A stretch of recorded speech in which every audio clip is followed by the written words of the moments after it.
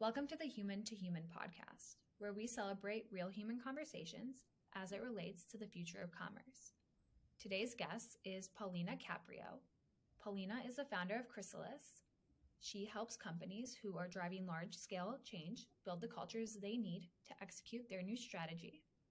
Paulina's worked with clients such as McDonald's, Capital One, Exelon, Dover, and RGP. Paulina, why don't you tell us a bit more about your approach?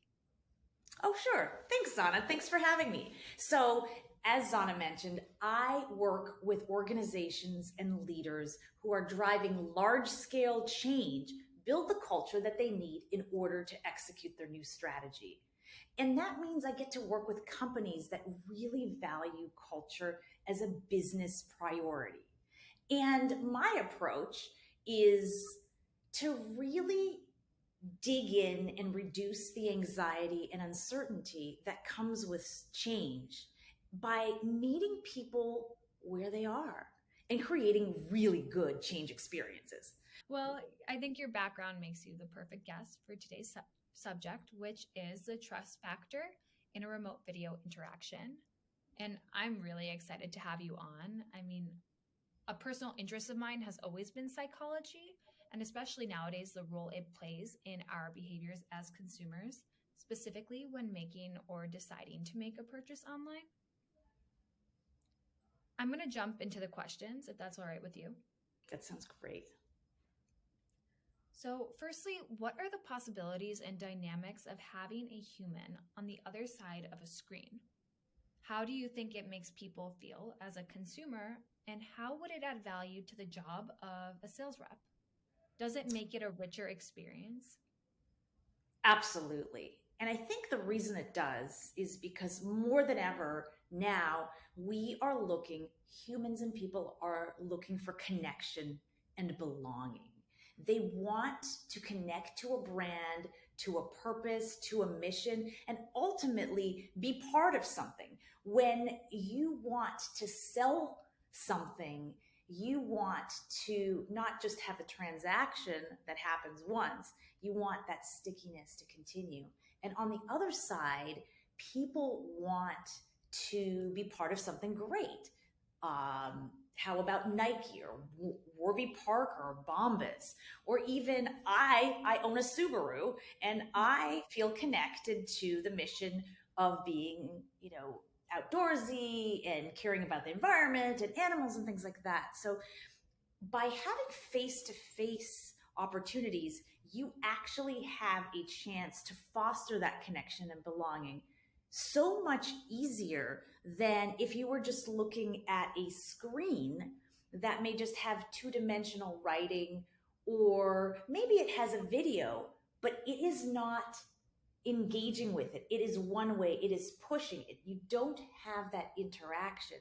And what you also benefit from is when you have a tone or excitement or reassurance that comes from the voice, as well as someone's eyes and their expressions, you are so much more likely to start developing a connection, sense of trust, and the belonging that people will pay for, right? If you're buying a light bulb, right, you may not want connection or belonging because you just want to pay the cheapest price for a light bulb.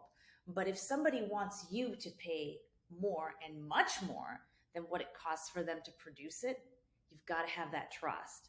And the more connection you have, the more likely you'll be able to build that trust and also have that person coming back to re-engage with you and buy again. Yeah, and you just said it yourself. A large factor in this is trust. Going back to how shopping was initially, it was mostly about an exchange of goods. Currently, shopping has evolved to require more trust. What level of emotional involvement from a brand is necessary in order to build trust with the consumer?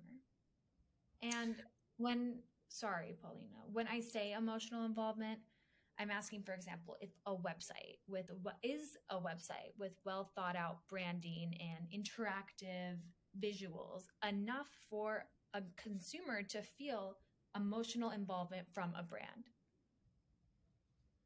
So that's a really good question. I think the best way to answer it is the more, the better. The more emotion that you can involve, the better. The reason being is because emotion is so heavily tied to memory. And when we make purchases,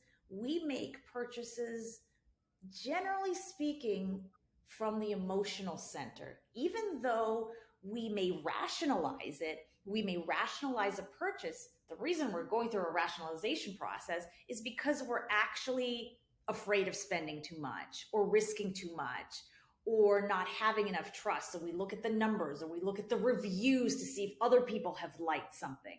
But if we're able to have an emotional connection where there's just reassurance, not just a fleeting feeling of happiness because I saw like somebody eat an ice cream cone or a lost dog get reunited to their owner, we will be more likely to spend more, to engage with a brand, and to go so much further than that transactional way of shopping where we were just purely exchanging goods. Now we're exchanging our time, our money, frankly, advertising a brand when we wear it or we showcase it. So, how would making a visual connection by, let's say, bringing a face to an online interaction affect that dynamic of trust to a consumer when they are shopping online and they have that screen between them? So, when I think about that question, I think about different ways that people trust. One way is you will trust if something is really consistent and it happens over and over again, and you know that over time something works and it's really great. In that same way, you look at online reviews where you have 5,000 people who said this was really good, it worked, right?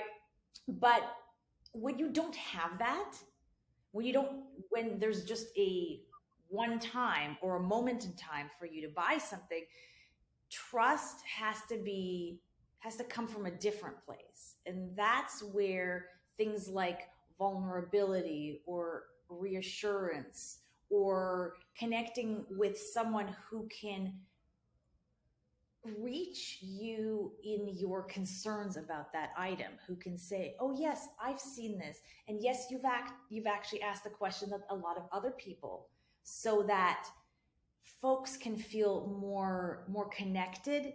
And that vulnerability, even a great situation is if someone is sharing their experiences of when they purchased something or when somebody asked them about something, then you're with that vulnerability, you are actually developing a lot of trust rather than having to wait until 4,000 people like something for you to feel good and safe about purchasing something. Because a lot of it comes down to safety, reducing your risk, and also wanting to feel good about what you purchased and the price at which you purchased it. So when we're communicating online with, let's say, a brand rep, what is the role of nonverbal cues in body language during a face-to-face conversation? Could you give us some insights on how a real person can make a customer feel great about their purchase? So, hands down, those nonverbal and the visual cues are huge. Our brain actually is processing so much external stimuli. Most of what our brain processes is done unconsciously because there's just so much. We would shut down if we had to process all of that in a conscious way. So with that in mind, so much of what we react to is actually, it's happening unconsciously, and it is actually happening in a certain order. So if we think of our brain in three segments, there is the base brain, which was the first evolutionary part of the brain, which is keeps us alive, keeps us breathing, shuts down certain parts of our body when we need to. Then on top of that evolved the emotional brain, the limbic system. And that's when, if you bring anything through that emotional center, you have the stickiness, the learning, the memory. And then on top of that, and what we benefit from as humans and our close ancestors, the apes, is our prefrontal cortex, which allows us to actually have ration and reason and rationalize and logic and all those pieces. But the stuff that gets all the way up to our logic is one very, very tiny piece of it. So coming back to the nonverbal cues. So for example, when you're talking and someone's nodding their head, that's going to be make you feel better. If someone reacts to you saying, well, last time I bought this, it didn't really work, you'll see that care, right? And that's the place where empathy comes in really powerfully.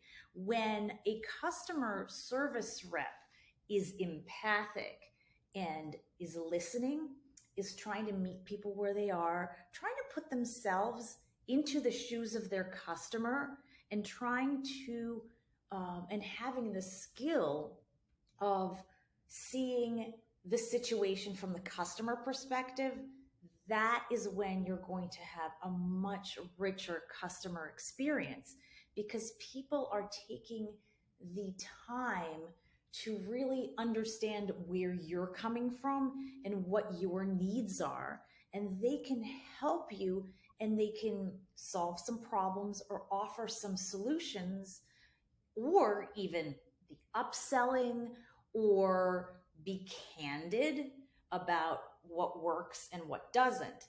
And when you have that kind of interaction with someone, it is like universes better than when you're just clicking a button and seeing a picture, right? We see Nordstrom trying to do some things when they have the picture, but then they also have a salesperson talking about it. But it is a one way, and someone's talking to you or at you. But a really good salesperson will actually be reacting to your reactions. And if you're frowning, or if you're furrowing your brow because you don't understand something, they will stop and say, oh, let me explain this. And you know what that makes you feel? It makes you feel special. It makes you feel like somebody cares. And when somebody takes the time for that, that's what customer service is. And that's why when you come into a store, you get that. And what is woefully missing from online interactions, and you're left really on your own. And I think the benefit here is you're not alone in this purchase. So what that means, it could be having someone who takes you through the purchase to help you make a decision. Which features are helpful, or, well, if you buy this thing, well, next to this unit in your house, that might not look good. But then you have the extra value and the extra piece of being excited for you and saying, oh my gosh, I love that. That would look so good on you. Or, yes, you wouldn't believe it, but when my mother bought this rake, it totally changed her life because she could reach and she's got arthritis. I mean, I'm making this up, but when you have the ability to laugh and smile and join together, you will come back for that all the time. Absolutely. When it comes to really doing anything online, a lot of times we as humans are left alone and by ourselves. But when you're co-shopping or working with somebody else on the screen, or at least having a face-to-face interaction with someone, you're no longer alone. You feel real emotions during that process, and that will play a huge factor in whether it be trust, loyalty towards a brand, your overall experience with the brand. It's an entirely transformative experience from my perspective and from what I've heard from our conversation so far today. And you know what would be even great? If you tie that with metrics and data, for someone to be able to say, even if it wasn't your sales rep, to say, hey, Susan, or hey, Khalid, I saw that you bought that those Jordan sneakers. How did they go for you? And if maybe there's notes that that person had mentioned that they were going to wear it to a party, how was the party, or how was the date? Can you imagine how much greater that satisfaction is going to be when someone remembers you and you remember why it was special, and then maybe there was an event or something that happened that this purchase was a part of? It makes it even bigger. I mean, it's amazing what the opportunities and the possibilities are here. I entirely agree. It's value creation it adds value to the product you're buying. Thank you so much for joining us. Everything you said was extremely insightful. Well, And thanks. I really enjoyed discussing the trust factor in a remote video interaction with you. And thanks again for joining us. Thank you. Have a great day and have a wonderful long weekend.